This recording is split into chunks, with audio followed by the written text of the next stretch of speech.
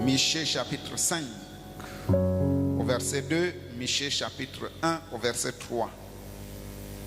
Nous lisons Michée chapitre 5 au verset 2. Et toi, Bethléem, Ephrata, petite entre les milliers de Juda, de toi sortira pour moi celui qui dominera sur Israël, et dont l'origine remonte aux temps anciens, au jour de l'éternité. Michée chapitre 1 au verset 3. Car voici l'Éternel sort de sa demeure, il descend, il marche sur les hauteurs de la terre. Dieu notre Père céleste, nous t'avons lu ce matin dans les Écritures. Maintenant nous avons besoin de toi pour que tu nous enseignes, pour que tu nous conduises, afin de comprendre, Dieu Tout-Puissant, pourquoi tu es né à Bethléem, pourquoi tu es venu enfant. Ô Dieu Tout-Puissant, nous comptons sur toi, au nom de Jésus-Christ. Amen. On acclame notre Dieu.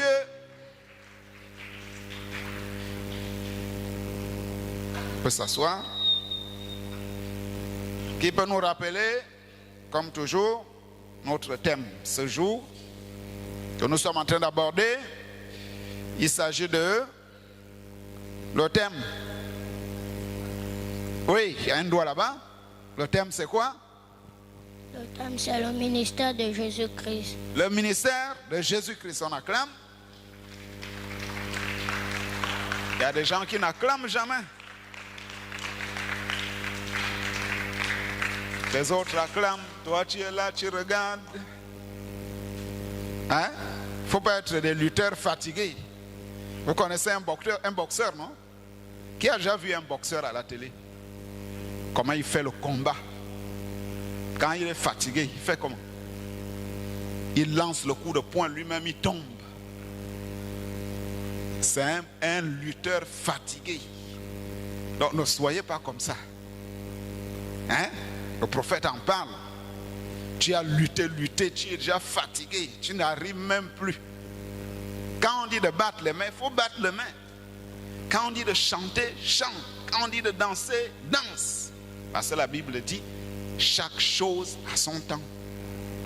Il y a un temps pour chanter, il y a un temps pour lire la parole, il y a un temps pour danser.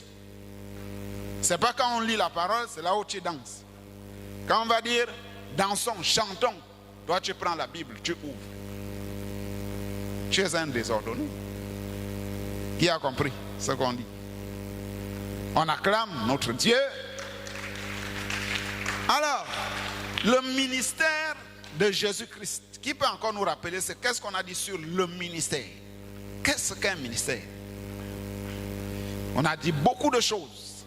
Est-ce que le ministère, c'est seulement pour Jésus? Est-ce que le ministère, c'est seulement pour le moniteur? Ou bien le pasteur Mosengo? Ou bien le pasteur Esaïe? Ou bien le révérend Abel? Est-ce que c'est seulement pour nous? C'est ce qu'on a dit. Qui peut nous rappeler? Le ministère. Oui. Le ministère, c'est un homme de Dieu qui exerce une action. On acclame. On acclame. Qui peut compléter? Il a dit c'est un homme de Dieu qui fait une action, c'est-à-dire qui travaille pour Dieu. Qui peut ajouter? Qu'est-ce qu'on a dit sur le ministère? Le ministère, oui, c'est un don. C'est un don. Il s'arrête là. C'est un don. Alors, si on comprend que c'est un don que Dieu a mis dans l'homme, est-ce que c'est seulement les pasteurs qui exercent ce ministère? Qu'est-ce qu'on a dit? Comme ça fait déjà 2 semaines, on a tout oublié. Qui peut nous dire? Est-ce que c'est seulement le pasteur? Alors là, même ceux qui notent ne connaissent plus. On a dit que le don, Dieu le met dans l'homme. Quand tu nais, tu as un don. Qui comprend? Et ce don n'est pas seulement le don de prêcher la parole, parce que la femme ne prêche pas la parole. Donc, nous avons dit que les dons qui sont pour la parole, ce sont les dons de Éphésiens chapitre 4, verset 8. Jésus étant monté, il a fait des dons aux hommes. Il n'y avait pas les femmes. Et Jésus lui-même, il a confirmé cela. Quand il était sur la terre, dans Matthieu chapitre 10, vous allez voir, il a dit,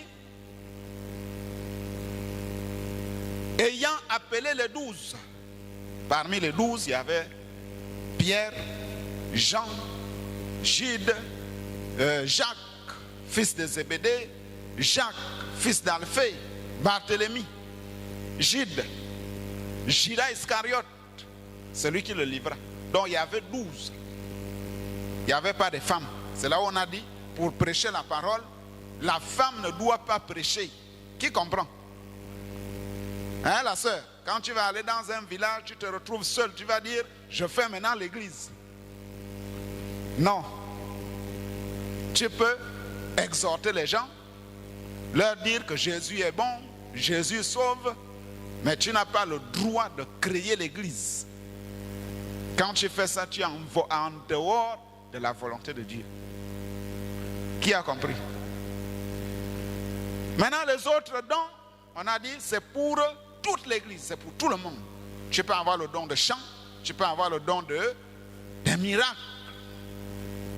Tu imposes les mains aux malades, les malades sont guéris. Aussitôt, tu peux avoir un don de foi.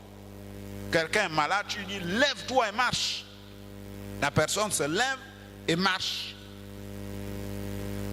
Ça, c'est le don des miracles, le don de foi, le don d'hospitalité, le don d'amour, le don de partage. Ces dons, on a dit, il y a aussi le don de parler en langue, le don d'interpréter les langues, le don de prophétie, le don de confirmation des prophéties. Si vous lisez 1 Corinthiens chapitre 12, vous allez voir ces dons-là. On a dit, chacun de nous doit avoir l'un de ces dons. C'est pourquoi on a dit que si vous êtes nés, vous grandissez jusqu'à votre mort, vous ne faites rien pour Dieu. Dieu va vous demander ce que j'ai mis en toi. Qu'est-ce que tu as fait de cela? Qui comprend? Donc chacun est responsable. Et il va dire, comme il a dit dans la Bible, le serviteur inutile, prenez-le et jetez-le dehors. Là où il y aura des pleurs et des grincements de dents. C'est où? C'est en enfer. Parce que tu n'as pas fait ce que Dieu t'a dit de faire. Qui a compris? On acclame.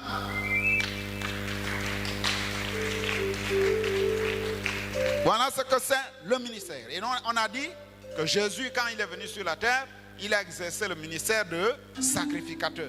Il était pasteur. Il a dit, je suis le bon berger des brebis. Je suis le grand pasteur des brebis. Il était prophète. Il a fait des prédictions que nous voyons aujourd'hui. Il y aurait des guerres, des bruits de guerre, des famines. Et nous voyons ça. Les gens seront ennemis. Vous serez haïs à cause de mon nom. Tout ça, on voit. Quand tu dis que tu es chrétien, les gens commencent à t'haïr. C'est Jésus qui a prophétisé ça. Donc il était prophète.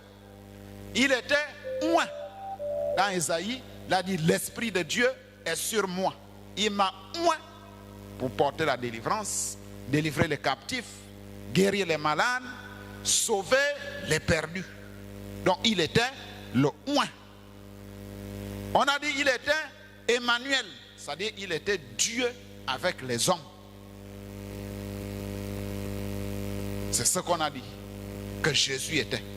Et nous avons dit que quand il va venir à la troisième venue, on a dit sera fils de David comme roi. Et nous serons la reine quand on va venir après le millénium, après les noces, pour rentrer au millénium, pour les 1000 ans. Parce qu'après la troisième guerre mondiale, avant la troisième guerre mondiale, il y aura l'enlèvement. Et l'épouse sera aux noces pendant 3 ans et demi. Et pendant ce temps-là, il y a la marque de la bête sur la terre. Personne ne peut acheter ni vendre sans avoir la marque ou le nom de la bête sur la terre.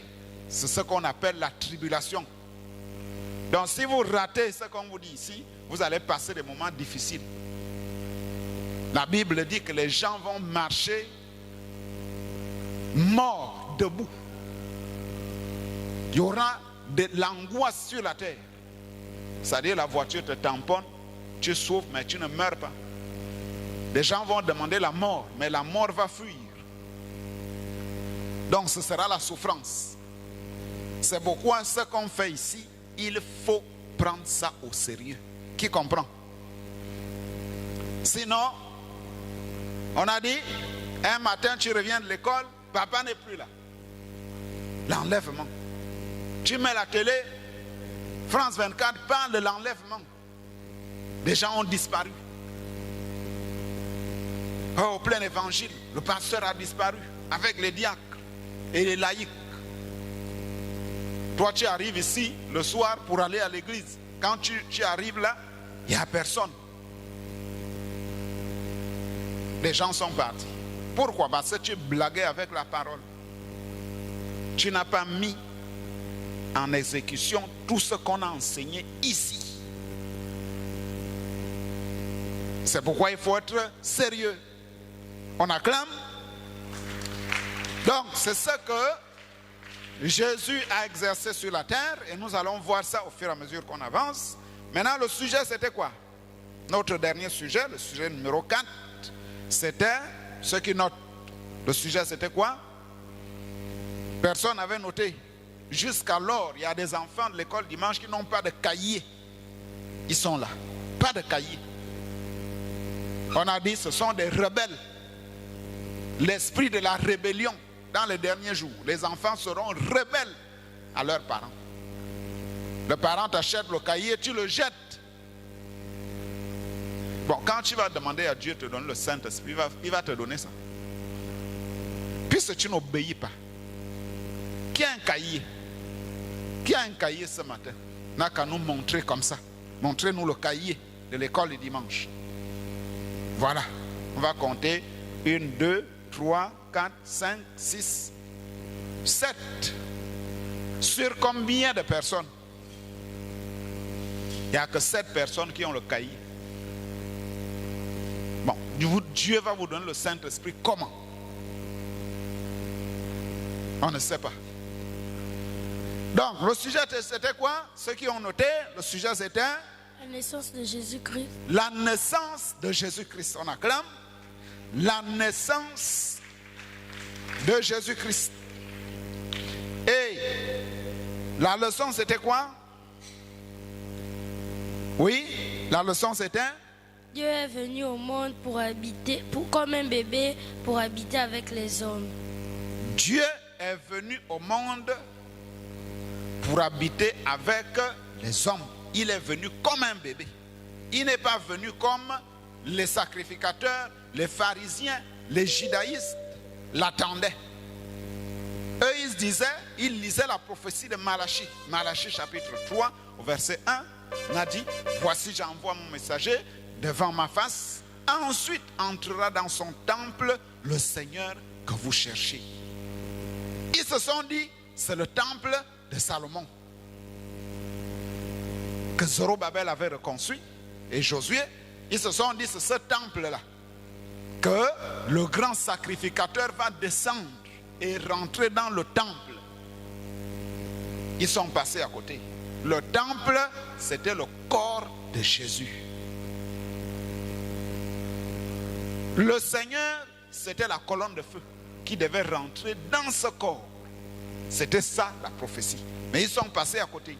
Ils n'ont pas consulté les Écritures. Les Écritures disent ce qu'on a lu. Et toi, Bethléem, Ephrata, petite entre les milliers de Juda, de toi sortira pour moi celui qui dominera sur Israël et dont l'origine remonte aux temps anciens, au jour de l'éternité. Donc c'était Dieu. Alors, quelques événements de la naissance de Jésus qui peut nous rappeler. Il y a eu quoi? Avant qu'il n'arrive, qu'est-ce qui s'est passé?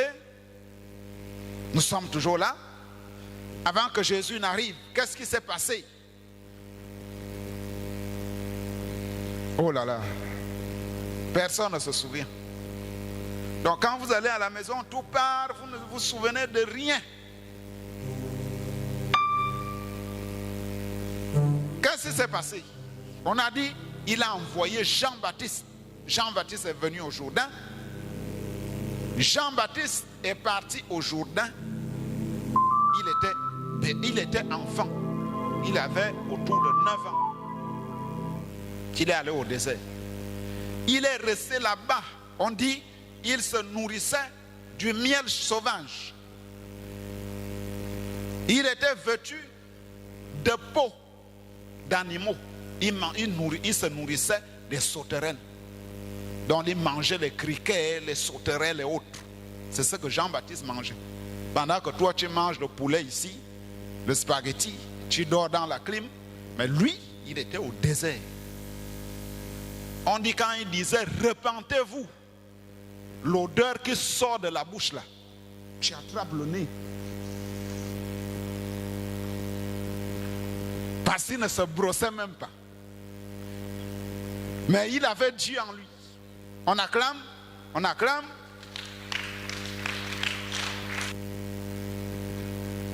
Alors, il sort du désert, il arrive en Judée, dans les bords du Jourdain, il commence à dire, repentez-vous. Parce qu'il y a quelqu'un qui vient après moi, je ne suis pas digne de délier ses souliers. Et c'est lui qui vous baptisera du Saint-Esprit. Ceux qui connaissaient les Écritures se sont rapportés et se sont dit, effectivement, c'est lui dont Ésaïe parlait. La voix qui crie dans le désert. Ils lui ont posé les questions. Qui es-tu? Il a dit, je ne suis pas Christ, mais je suis la voix de celui qui crie dans le désert. Préparez le chemin.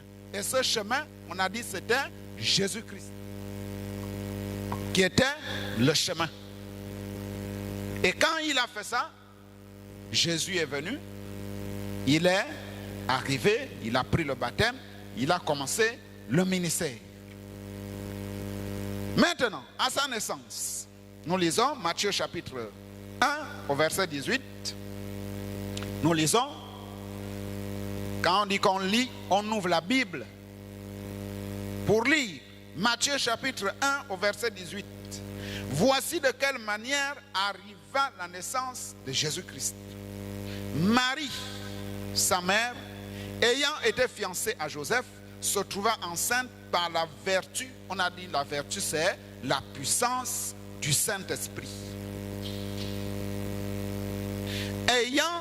Avant qu'ils eussent habité ensemble, Joseph, son époux, qui était un homme de bien et qui ne voulait pas la diffamer, se proposa de rompre secrètement. On a dit, c'est parce que Joseph s'est dit comment une femme va être enceinte alors que cette femme-là est ma fiancée. A dit, Joseph s'est dit, je vais rompre. Parce qu'un homme honnête, quand il veut épouser une femme, il entend que cette femme est déjà enceinte. Il doit rompre. Il doit dire, je ne l'épouse plus. C'est ce que Joseph voulait faire. Mais, on dit, comme il y pensait, voici un ange du Seigneur lui apparut en songe et dit, Joseph, fils de David, ne crains pas de prendre avec toi Marie, ta femme, car l'enfant qu'elle a conçu vient du Saint-Esprit. L'enfant que Marie va accoucher ne vient pas d'un homme. Marie n'a pas commis l'adultère. Marie n'a pas connu la fornication. Mais c'est le Saint-Esprit. Quand Gabriel est venu à parler à Marie, quand Marie a dit Amen, elle était enceinte. Le Saint-Esprit a pris l'ovule, a formé l'enfant, il a déposé dans le ventre de Marie. C'est ce qu'on appelle l'immaculée conception. Donc la conception d'un enfant dans une vierge. C'est ce qui s'est passé. On dit,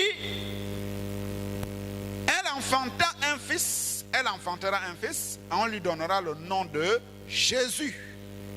C'est lui qui sauvera son peuple de ses péchés. Tout cela arriva afin que s'accomplisse ce que le Seigneur avait annoncé par le prophète. Donc le prophète Ésaïe, voici la Vierge sera enceinte, elle enfantera un fils et on lui donne le nom d'Emmanuel, ce qui signifie Dieu avec nous, Dieu avec les hommes. Joseph s'étant réveillé, donc tout cela se fait en songe. L'ange a parlé à Joseph en songe. Joseph s'étant réveillé, fit ce que l'ange du Seigneur lui avait ordonné. Il prit sa femme avec lui, mais il ne la connut point. C'est ce qu'on a dit ici. Quand un homme et une femme sont fiancés, ils ne doivent pas vivre comme homme et femme. Ils ne dorment pas ensemble. C'est ça le langage que vous pouvez comprendre. Quand un homme et une femme sont fiancés, ils ne dorment pas ensemble. Qui a compris? Ils se disent shalom. Ils se disent bonjour. Ils peuvent s'envoyer des cadeaux, mais ils ne vont pas dormir ensemble. C'est ce que la Bible dit ici. Et si vous le faites, le pasteur va vous chasser. On va vous livrer à Satan. Qui a compris? Pour la destruction de la chair, pour que l'esprit, l'âme soit sauvée au jour du jugement. On te prend, on te livre à Satan. On dit, comme tu es rebelle, Satan, prends-le. Et Satan va te charger les maladies, les difficultés, jusqu'à ce que tu meurs. Si tu te repens, tu reviens. Tu viens ici, tu prends le micro, tu demandes pardon à l'église. Vous voyez que ce n'est pas bon. Il vaut mieux éviter le péché que de prendre le micro et venir ici. Qui a compris? Il vaut mieux fuir le péché. Parce que quand tu prends le micro pour venir ici, c'est la honte. Toi-même, tu as honte et tu fais mal aux gens. Qui a compris? On acclame. Nous sommes dans Luc chapitre 1, au 6e mois. Écoutez bien, ça nous sommes vraiment dans l'histoire de la naissance de Jésus. Au 6e mois, l'ange Gabriel fut envoyé par Dieu dans une ville de Galilée appelée Nazareth. Donc Marie et Joseph habitaient à Nazareth. C'est pourquoi on a dit Jésus de Nazareth. Est-ce que vous comprenez? Qui a compris? On appelle Jésus de Nazareth parce qu'il habitait à Nazareth. Auprès d'une vierge fiancée à un homme de la maison de David. David est né à Bethléem. David était de la tribu de Juda. Parce que Bethléem se trouve dans Juda. C'est comme on peut dire, Libreville se trouve dans l'Essuyère. Qui comprend? Libreville se trouve dans l'Essuyère. Donc, Juda était la province. Vous savez, les 12 tribus d'Israël, Issachar, Nephtali, Zabulon, Aser, Manassé. Donc, cette tribu-là, la tribu où Jésus devait venir, c'était la tribu de Juda. Pourquoi? Parce qu'il est le lion de la tribu de Juda. Et David était de la tribu de Juda. Et Bethléem se trouvait dans la province ou bien dans la tribu de Juda. Qui a compris? Maintenant, qu'est-ce qui se passe? L'ange entra chez elle, chez Marie, et dit: je te salue, toi à qui une grâce a été faite, le Seigneur est avec toi. Et on a dit que ce n'était pas une prière. Les catholiques ont pris ça. Ils ont maintenant dit: je vous salue Marie. Je vous salue Marie. Ils ont fabriqué le chapelet. Est-ce que Jésus avait le chapelet? Non. Bon, le chapelet sort d'où? On ne sait pas. La seule chose que Jésus demandait, c'était la Bible. Et sa Bible, c'est lui-même qui a inspiré les prophètes pour écrire ça. C'est pourquoi il était le maître même de la loi. Tout ce qui était écrit dans la Bible, Jésus savait exactement quel chapitre, quel verset. Parce que c'est lui qui a dit d'écrire. Qui comprend? Maintenant, on n'a pas dit que je vous salue Marie devient une prière. Non, c'est Dieu mal compris. Troublé par cette parole, Marie se demandait ce que pouvait signifier une telle salutation. L'ange lui: ne crains point Marie, car tu as trouvé grâce devant Dieu, et voici, tu deviendras enceinte. Une femme qui n'a pas de mari, qui n'est pas déjà une épouse de quelqu'un dans une maison, on te dit: tu seras enceinte. Marie était troublée. Mais comment je vais être enceinte? Elle dit: voici, tu deviendras enceinte et tu enfanteras un fils et tu lui donneras le nom de Jésus. Il sera grand et sera appelé Fils du Très-Haut. Et le Seigneur Dieu lui donnera le trône de David, son père. Il régnera sur la maison de Jacob éternellement, et son règne n'aura point de fin. Donc Marie a compris que le Messie dont on parle, il s'agit de cet enfant. Marie dit à l'ange: comment se fera-t-il, puisque je ne connais point d'homme? L'ange lui répondit: le Saint-Esprit viendra sur toi, et la puissance du Très-Haut te couvrira de son ombre. C'est pourquoi le Saint-Enfant qui naîtra de toi sera appelé Fils de Dieu. Donc c'est le Saint-Esprit qui va te couvrir. Et il va déposer dans ton ventre l'enfant. Voici Élisabeth, ta parente, a conçu, elle aussi. Donc, Élisabeth était la parente de Marie. Ils étaient parents. Donc, Jean était le cousin de Jésus. C'était la même famille. Qui a compris? On a dit à sa naissance, on l'a appelé Jean. Mais après, il est devenu, qui se souvient? Il est devenu quoi? Oui, il est devenu Baptiste. Baptiste. On acclame. Pourquoi il est devenu Baptiste? Pourquoi? Oui. Parce qu'il baptisait. Parce qu'il baptisait. On l'a appelé Jean le Baptiste. Mais son nom, le nom que l'ange avait prononcé, c'est Jean. Car rien n'est impossible à Dieu. Mais Marie dit, je suis la servante du Seigneur, qu'il me soit fait selon ta parole. Dès qu'elle a dit ça, elle était enceinte. Et l'ange la quitta. Dans ce même temps, Marie se leva et s'en alla en hâte vers les montagnes dans une ville de Juda. C'est là où ça commence. Elle entra dans la maison de Zacharie et salua Élisabeth.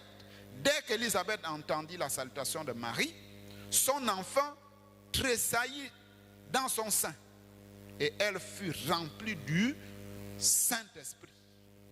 Donc Élisabeth, dès que Marie a salué Élisabeth, l'enfant a bougé dans le ventre. C'est comme si l'enfant disait Amen. Jean-Baptiste a crié Amen. Et on dit que c'est là où il a reçu le Saint-Esprit. Donc Jean-Baptiste a reçu le Saint-Esprit dans le ventre de Marie. Qui a compris? C'est là où on a dit que les enfants, les bébés, tout le monde a besoin du Saint-Esprit. Si tu n'as pas le Saint-Esprit, tu n'es pas né de nouveau, tu n'iras pas à l'enlèvement. On a posé la question au prophète, est-ce que les bébés iront à l'enlèvement? Le prophète a dit, je ne sais pas. Après il a dit, si seulement ce bébé est prédestiné, 1, 2, s'il est né de nouveau. Donc Jean-Baptiste était né de nouveau. Quand il est né, il rampait, il a grandi. Et un bébé de 1 an, de 2 ans, de 3 ans, il avait le Saint-Esprit. Donc ça veut dire quoi? Il ne mentait pas, il ne trichait pas, il ne faisait pas tout ce que les enfants font. Mais il jouait comme un enfant, ayant le Saint-Esprit. Alors, nous parlons du lieu de la naissance de Jésus. Nous sommes dans Luc chapitre 2. En ce temps-là, parut un édit de César, César Auguste. César Auguste était le gouverneur à cette époque de la province de Juda. À cette époque-là, les Romains, c'est les Romains qui dirigeaient le monde. Les Romains étaient puissants comme les États-Unis aujourd'hui. Aujourd'hui, on dit que l'Amérique, c'est le gendarme du monde. Quand il y a un problème quelque part, c'est toujours les Américains. Il y a un problème là-bas, c'est toujours les Américains. Ce sont eux qui contrôlent l'ONU. Ils contrôlent la Banque mondiale. Ils contrôlent tout. Donc à cette époque-là, c'est les Romains qui dirigeaient. On dit, ordonnant un recensement de toute la terre entière. Il fallait un recensement. Ce premier recensement eut lieu pendant que Quirinus était gouverneur de Syrie.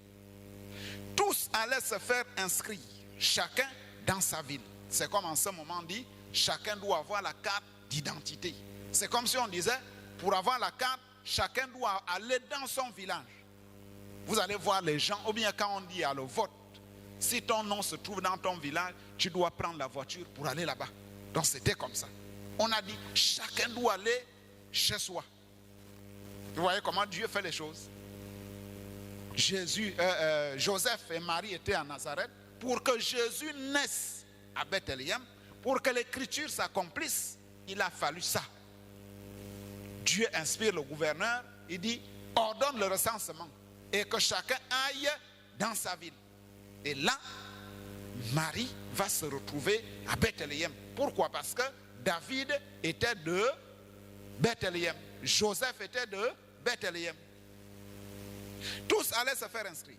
Joseph aussi monta de la Galilée, de la ville de Nazareth, pour se rendre en Judée, dans la ville de David, appelée Bethléem, parce qu'il était de la maison et de la famille de David, afin de se faire inscrire avec Marie, sa fiancée, qui était enceinte.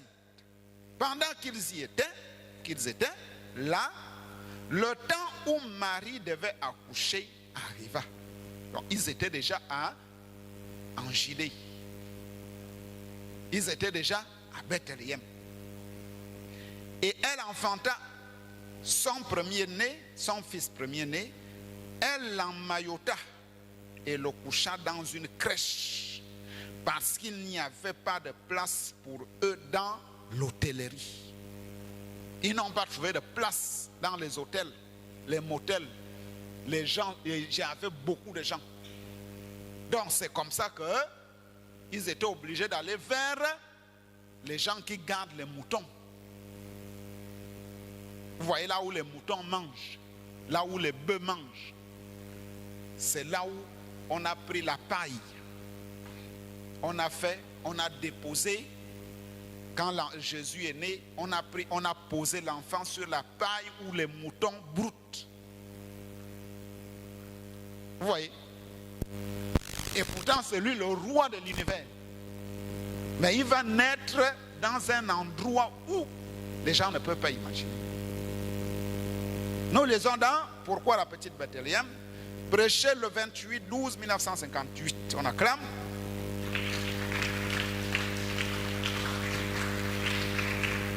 Le prophète dit, au paragraphe 129, voilà pourquoi il est né à Bethléem. Voilà pourquoi il devait y venir. Parce que c'était le centre pour le pain. Le pain de vie, c'était aussi le centre pour l'eau. Donc à cette époque-là, là où il fallait trouver l'eau et le pain pour nourrir les populations, c'était à Bethléem, à l'époque de David. Et Bethléem veut dire quoi? Bethléem, ce mot-là, ça veut dire quoi? Bethel veut dire maison. Beth, maison. El, Elohim. M, pain. Donc, Bethléem veut dire la maison du pain de Dieu. Qui a compris? Bethléem veut dire la maison du pain de Dieu. On dit le pain, il dit c'était le centre pour l'eau. Quelle sorte d'eau? Le prophète dit quelle sorte d'eau? Les eaux de la vie. Et en Jésus se trouve à la fois le pain de vie et les eaux de la vie. C'est quand il devait venir et naître à Bethléem. C'est pourquoi il devait naître là. Toi, Bethléem de Judée, n'es-tu pas le moindre de tous les grands princes? Tu n'es qu'un simple petit prédicateur, tu es un simple petit, mais de toi sortira celui qui dominera et dont l'origine remonte aux temps anciens, et il existe depuis toujours et d'éternité en éternité. Il dit, voilà pourquoi il est né à Bethléem. Qui peut me dire pourquoi Jésus est né à Bethléem? Qui a compris quelque chose? Pourquoi Jésus est né à Bethléem? Là, je veux savoir qui suit. Pourquoi? Oui? Parce que Marie veut partir à Bethléem. Pourquoi Jésus est né à Bethléem? Oui? Pour enlever les péchés. Oh là là. Pourquoi Jésus est né à Bethléem? Donc ça veut dire que vous ne suivez pas. Vous regardez comme dans un rêve. Hein? Oui? Parce que c'était la maison du pain de vie. Reprends ça à haute voix. Parce que c'était la maison du pain de vie. On acclame très fort. Parce que c'était la maison du pain de vie. Parce que c'est là-bas qu'on trouvait le pain et l'eau pour la vie. Vous savez que l'eau c'est la parole, le pain c'est la parole. Jésus a dit, celui qui ne mange ma chair et ne boit mon sang n'a pas la vie éternelle. Parce que je suis le pain qui est descendu du ciel. Jésus était le pain de vie. Jésus était les eaux de la vie. Il dit, celui qui croit en moi, les eaux de la vie couleront en lui. Il dit, voilà pourquoi il est né à Bethléem en Judée. Cela lui a servi de berceau. Et mon frère, l'endroit où il veut avoir son berceau aujourd'hui, c'est dans votre être. On dit, dans votre propre cœur. Afin qu'il puisse manifester par vous les eaux de la vie à un peuple qui périt et le pain de vie à un peuple affamé. Il est le pain et l'eau de la vie, les deux choses essentielles à la subsistance de l'homme sont le pain et l'eau. Si vous ne mangez pas, vous allez mourir. Si vous ne buvez pas, vous allez mourir. Donc Jésus était les deux. Nous sommes dans Luc chapitre 2 au verset 8. Il y avait dans cette même contrée des bergers qui paissaient dans les champs les veilles de la nuit pour garder les troupeaux. Et voici un ange du Seigneur leur apparut. Donc cette même nuit-là, quand Jésus est né, il y avait des bergers. Vous connaissez les bergers? Les gens qui gardent les moutons, qui gardent les cabris. Vous voyez, un soir, il les amène sur la montagne pour aller manger. Il est derrière avec le bâton pour les conduire. Qui connaît ça? Qui a déjà vu ça? Ce sont eux qu'on appelle les bergers. Et un berger, c'est un pasteur. Dans le langage de la Bible. Il dit, et voici un ange du Seigneur leur apparut. L'ange du Seigneur apparut aux bergers, les gens qui gardaient les moutons. Et la gloire du Seigneur resplendit tout autour d'eux.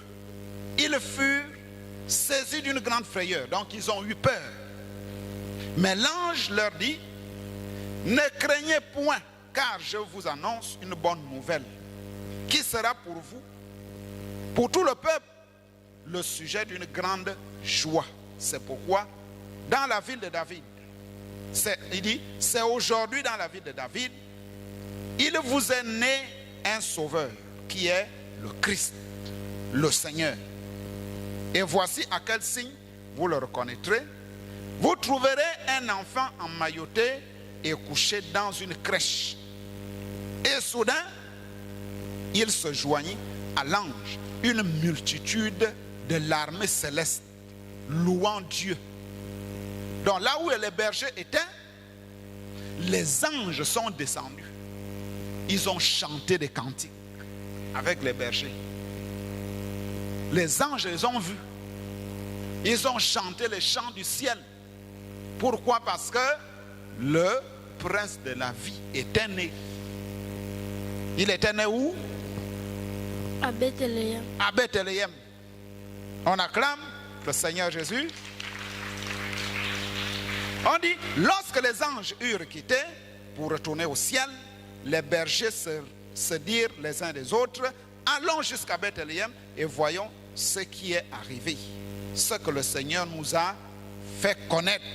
Ils y allèrent en hâte, et ils trouvèrent Marie et Joseph et le petit enfant couché dans la crèche. Après l'avoir vu, ils racontèrent ce qui leur était dit au sujet de ce petit enfant. C'est-à-dire tout ce qui leur est arrivé sur la montagne, ils sont allés raconter ça à Joseph et Marie. Même Joseph et Marie étaient étonnés de savoir ça. On acclame. Prochainement, nous allons avancer avec d'autres événements autour de la naissance de Jésus. Le prophète dit, les enfants aujourd'hui, la plupart des enfants, si vous les questionnez sur les acteurs de films, on connaît Rambo, on connaît Hein? David croquait. Mais quand on lui dit, est-ce que tu connais Jésus? Il ne connaît pas. Où est-ce que Jésus est né? Il ne connaît pas. Mais il connaît là où Rambo est né. Il connaît les comédiens gabonais. Mais il ne connaît pas celui qui l'a créé là où il est né. C'est une honte. On acclame, on acclame.